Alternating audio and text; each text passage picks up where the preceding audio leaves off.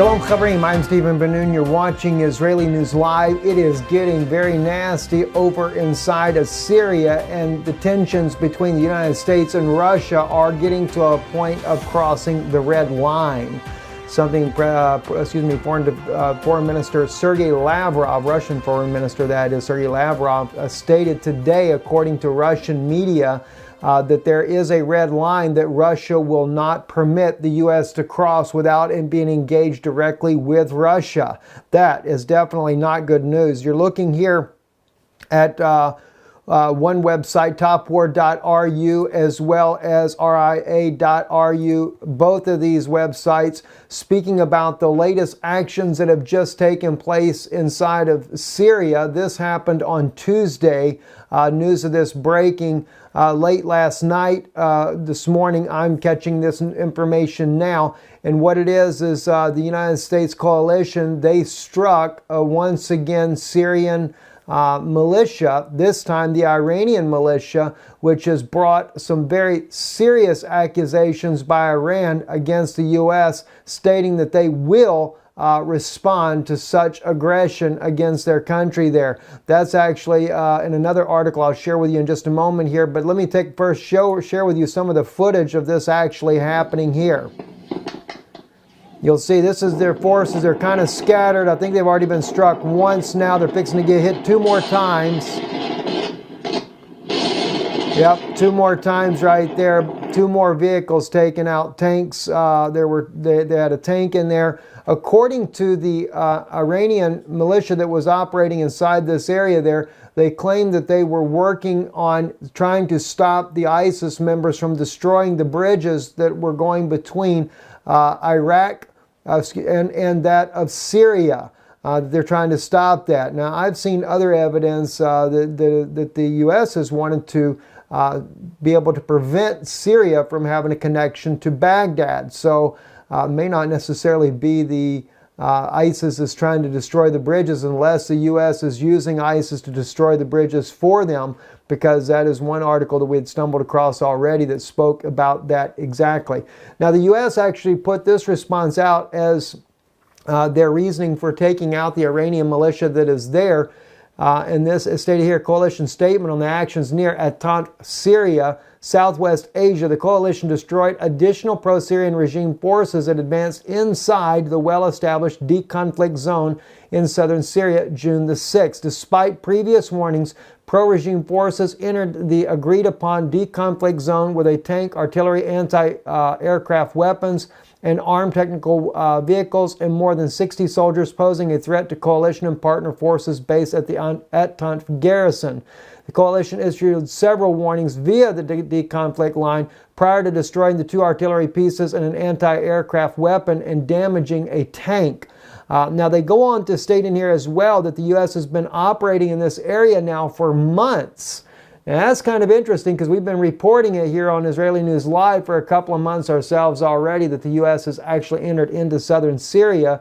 So this is like one of the first admissions that we're seeing from the U.S. about being there now for months inside that area. Now, the problem is, though, is that Foreign Minister Lavrov disagrees with the United States' assessment here about having those conflict zones inside of Syria, as they stated in there, that they were pre-established.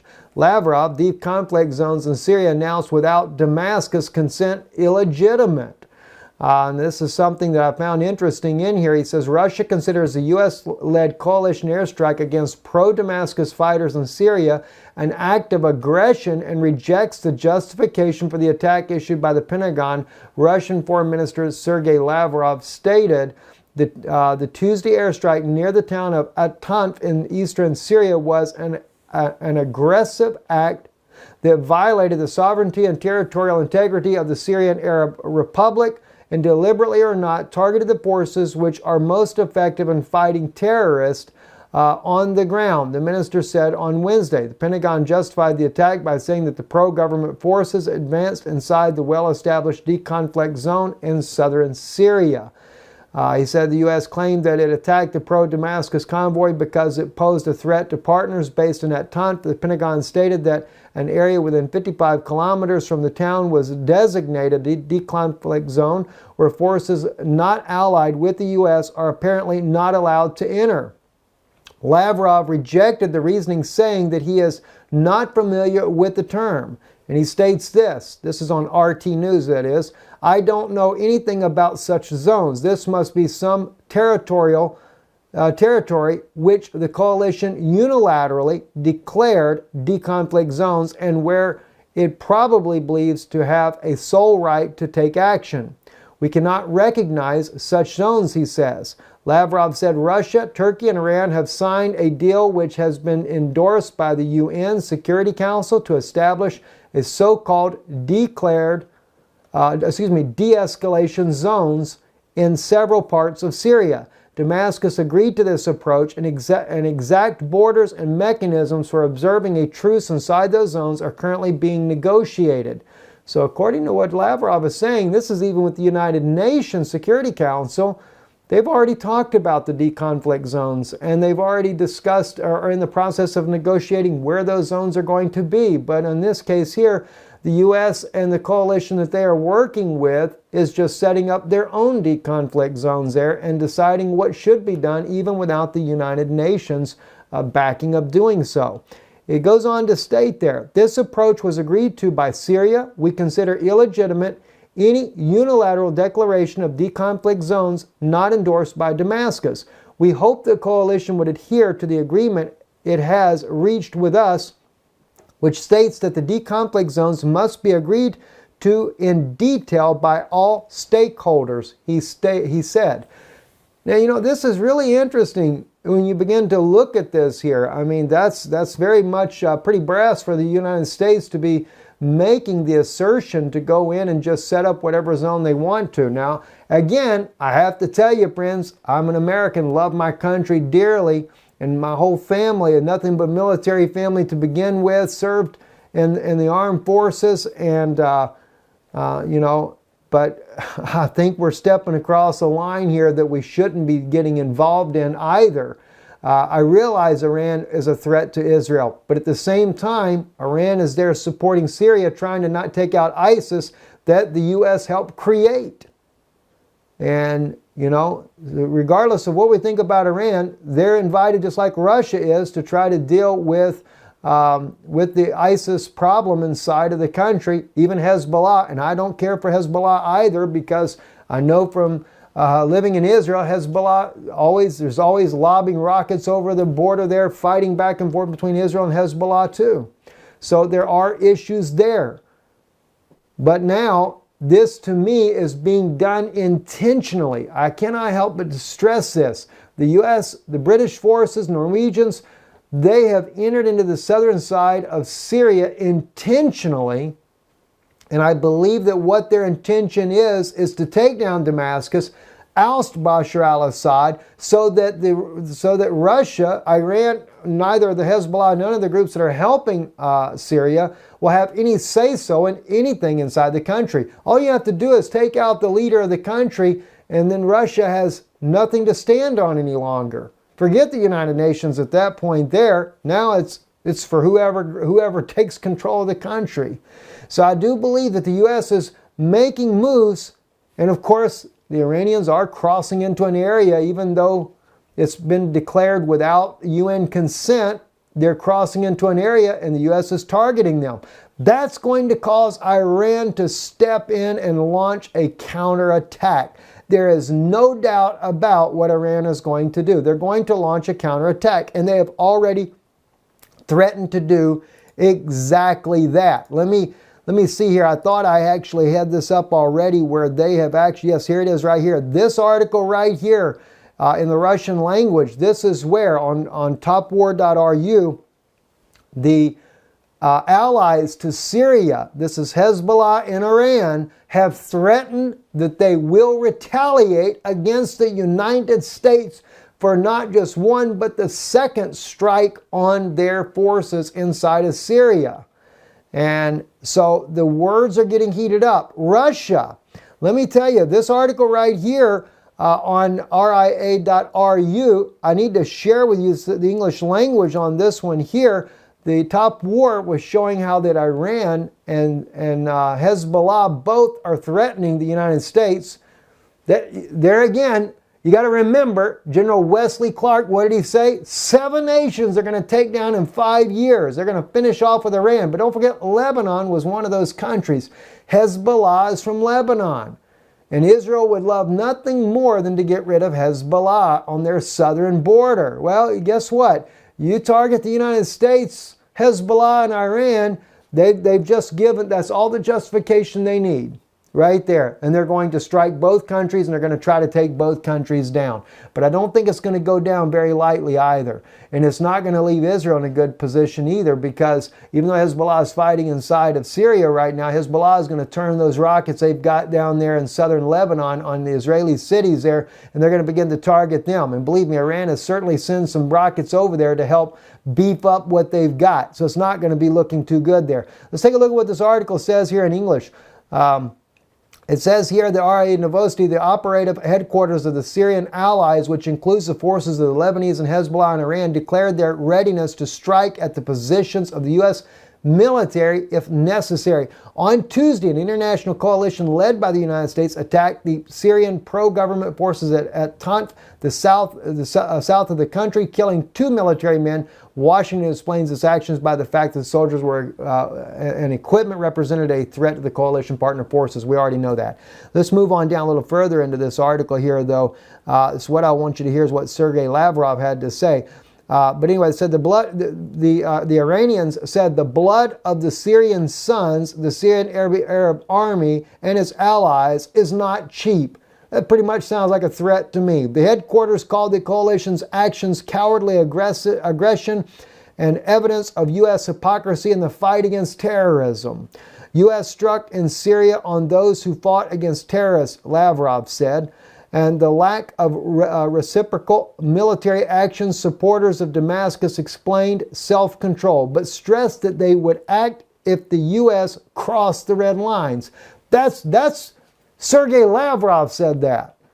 He said here, I'll read it again, the lack of reciprocal military action, supporters of Damascus, he explained, self-control, but stressed that they would act if the U.S. crossed the red lines.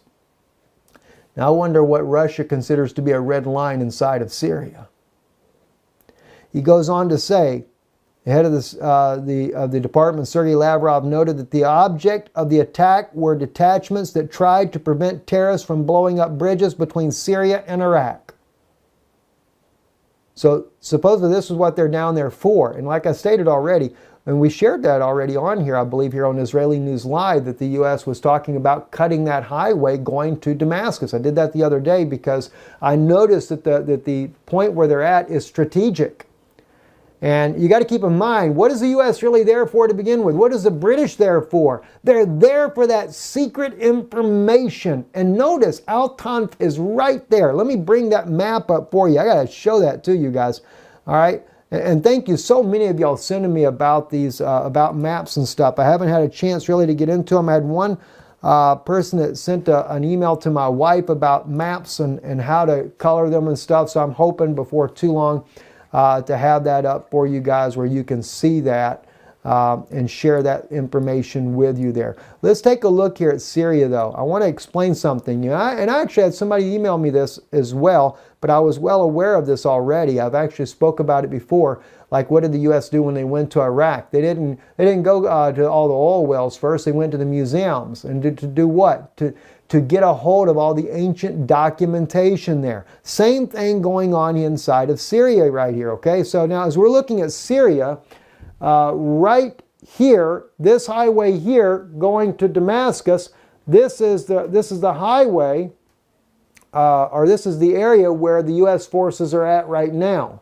All right, they've got a base here, but they've set up a second base as well. Not sure exactly where the second one is, but they're trying to stop. The Iranians want to prevent the bridges from being taken out that go towards Damascus, which Damascus being, excuse me, not Damascus, but Baghdad being here. So the U.S. is there to cut that area off, but there's a big prize there. And we know this as we zoom in closer to the road here. Now just keep in mind, Al-Tanf is just south of this region. Let me back out so I can find it. Should have already popped up on the map here by name, but it's not wanting to pop up. I'm looking for Palmyra is what it is. Palmyra is right in this region. There it is. There it is. I'm sorry. It's a little bit further north there. But Palmyra, see the U.S. is sitting here. Palmyra is right here. ISIS has taken this place many times. There is a trove of ancient documents buried inside of Syria. And this is what the U.S. and British forces would like to get their hands on. Anyway, guys, it's not looking good right now. And as I've told you all along, we see the prophecies getting ready to be fulfilled. Isaiah 17. But it has a lot more to do with just Isaiah 17. We're seeing everywhere, Daniel's prophecies as well. All these things coming up to a head right now. So the U.S. has entered into Syria, I think, with the intention to draw out Hezbollah, to draw out Iran, to get Syria involved. They want to be hit by them. It gives the justification for them to strike back. So, you know, I'm not pro-Iranian, not pro-Hezbollah, not pro-Syria, but I am pro-truth. I am very much pro-truth in what happens. And I believe that people have a right to believe the way they want to believe. You know, I believe that myself personally that Yeshua is the true Messiah. I believe that Jesus, as some people call him, that's who I believe is the Messiah. And I'm not going to waver on that issue, not a single bit. But you know what? We don't have a right to go force our belief on anybody or to take their lands. And that's clearly, that is also a prophecy that they would gather their lands into themselves here in this final days here, just gobble them all up. And that's exactly what they're doing. Exactly what they're doing. And they're just spilling blood by the tens of thousands of gallons of blood being poured out on the earth. All in the name of what? Democracy? That's what we call democracy. It's a shame on the American flag that we're doing what we're doing. You know, I mean, if the American people, if the American government had backed out of this war and financing and prevented Saudi Arabia, they say Qatar is the one financing all these jihadists and terrorists inside of Syria. No, Saudi Arabia was too, and so is the United States government funding these terrorists as well. Al-Nusra, Al-Qaeda, ISIS, all of these groups. What for? You know, if we'd have just cut the funds off and stopped this long ago, Syria would still be a peaceful country today. And the president of Syria, Bashar al-Assad, was the first one to declare in the Middle East there, as far as if I'm not mistaken, was the first one to declare that he believes that Israel has a right to exist. And was trying to get the Lebanese president to do the same before the war broke out in his country. So Israel had a decent partner right there, but that all got cut off. I guess it was greed. Don't know. Anyway, I'm sad to hear all this is happening the way it is, but it's probably going to happen regardless in Damascus. And they're all going to end up striking the U.S. And when they do, it's going to be like a storm that comes in through this country. And Russia will probably get in the middle of it as well, no doubt about it. But I think they would like for that to happen too.